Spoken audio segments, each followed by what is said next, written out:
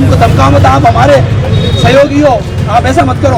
अब कोई बात नहीं, अब सब जाएंगे तो भाग जाएंगे सर, हमको थाने में डाल देना, जेलों में डाल देना। हम हमारा हक मांगते नहीं, किसी से भीख मांगते। जोर जुल्म की टक्कर में संघर्ष हमारा नारा है, जोर जुल्म की टक्कर में संघर्ष हमारा नारा है।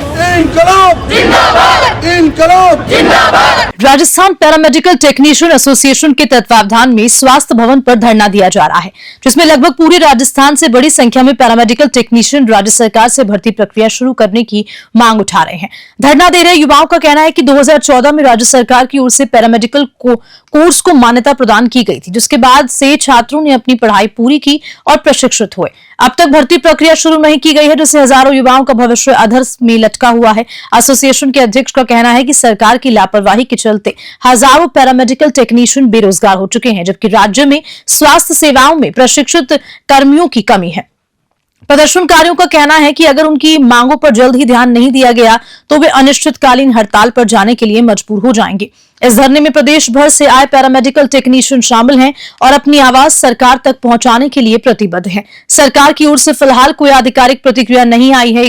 स्वास्थ्य भवन में इस समय हम खड़े हैं। आपको बता दें कि राजस्थान पैरामेडिकल टेक्नीशियन एसोसिएशन के कुछ बच्चे हैं, ये यहाँ पर धरना प्रदर्शन कर रहे हैं। इनसे जानेंगे क्या कुछ मांगे हैं आप लोगों को। देखिए सर, 9 साल हो गए पैरामेडिकल एसोसिएशन, पैरामेडिकल काउंसिलिंग का गठन हुए 2015 में गठन हुआ। बड़ी विडंबना की बात है, 4 कोर्स हैं, lab technician, radiographer, ECG, ophthalmic, इनके ही कोर्स की जो सेवा नियम बने हुए हैं, इनकी वैकेंसी आती है। 10 कोर्स ऐसे हैं जो दर की ठोकरें खा रहे हैं बच्चे। 2015 से आज 24 हो गई, 9 साल हो गए, ना तो हमारे सेवा नियम बने हुए, ना हमारे कहीं पर भी कोई प्रारूप है, और आए दिन हम लोग दर की ठोकरें खा रहे हैं। 5-5 हज़ार रुपये में हमें काम करना पड़ रहा है। SMS में आए दिन घटना आ रही है, गलत ब्लड चढ़ने से मौत हो गई, किसी के अंदर सीजर रह गया। SN मेडिकल कॉलेज की घटना थी। मैं पूछना चाहता हूँ सरकार से, सरकार हमारी बात क्यों नहीं सोचती? इतने छात्र जो योग्य हैं वो लोग तो यहाँ बैठे हैं और 10वीं 12वीं पास लोग काम कर रहे हैं। इस तरीके से 9 साल से हम लोग गुमराह हैं। क्या इस तरीके से कोर्स कराने के लिए, क्या इस तरीके से बेरोजगार घुमाने के लिए इन बच्चों को कोर्स दिया? इस तरीके से बेरोजगारी को बढ़ा रहे हो आप। मेडिकल हेल्थ को अच्छे की बात करते हो, एक तरफ तो कहते हैं साहब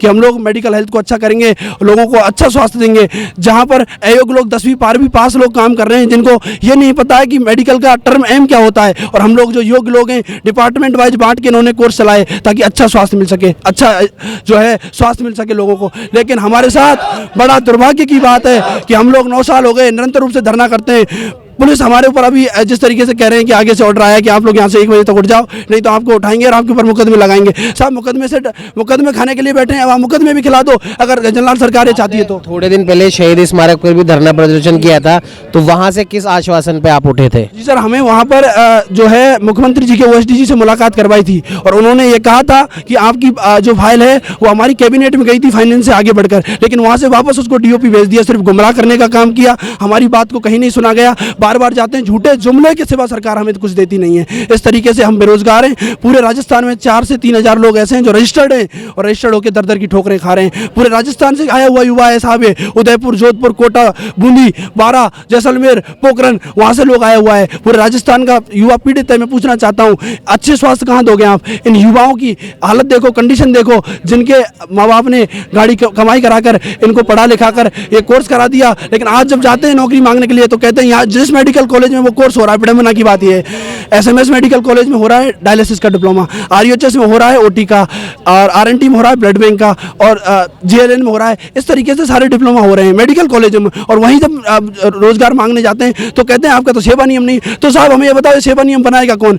यहाँ पर आकर जब हम मिलते हैं राकेश शर्मा जी से, जो हमारे जो है यहाँ पर डायरेक्टर लगे हुए हैं, वो कहते हैं आपकी फाइल प्रक्रिया दिन सरकार चाहेगी, जब होगा हम क्या कर सकते हैं? तो सरकार कब चाहेगी? हम पूछना चाहते हैं, हम दर की ठोकरें खा के, जब कुछ हमारे साथी बताना चाहता हूँ, विडंबना ये कि ओवररेज होने वाले हैं 2 से 3 साथी।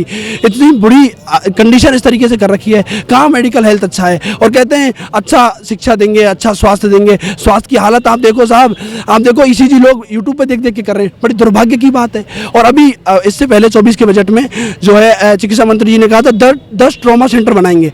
एक ट्रॉमा टेक्नीशियन पूरे राजस्थान में काम कर रहा हो, एक OT टेक्नीशियन रजिस्टर्ड अगर काम कर रहा हो, एक ब्लड बैंक टेक्नीशियन काम कर रहा हो, एक डायलिसिस टेक्नीशियन काम कर रहा हो, तो आप बता दो, आप जो कहोगे हम करने के लिए तैयार हैं। एक बार हमारी वैकेंसी नहीं आई, एक लोग हमारे काम नहीं कर रहे। मेरा नाम देवेंद्र सिंह है, मैं प्रदेश अध्यक्ष राजस्थान पैरामेडिकल एसोसिएशन।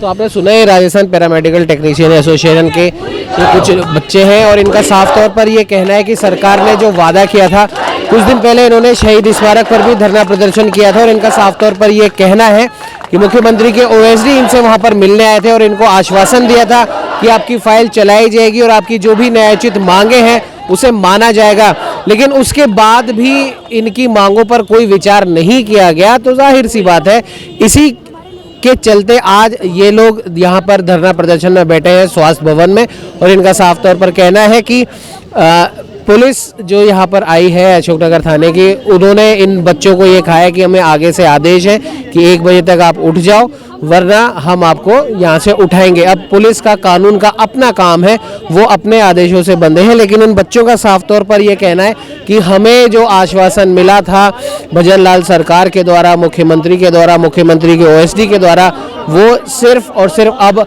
आश्वासन ही रह गया है। और अच्छे स्वास्थ्य की जो वादा मुख्यमंत्री ने, भजनलाल सरकार ने और स्वास्थ्य मंत्री ने किया था, वो अच्छे स्वास्थ्य का वादा सिर्फ एक ढकोसला बनकर रह गया है। और 10वीं 12वीं पास लोग टेक्निकल जो काम जो होता है एक किसी भी मेडिकल डिपार्टमेंट में, वो उसे कर रहे हैं। और शायद यही वजह है कि कभी गलत इंजेक्शन लग जाता है, कभी किसी के ऑपरेशन के चलते किसी के पेट में कोई झुर्री रह जाती है।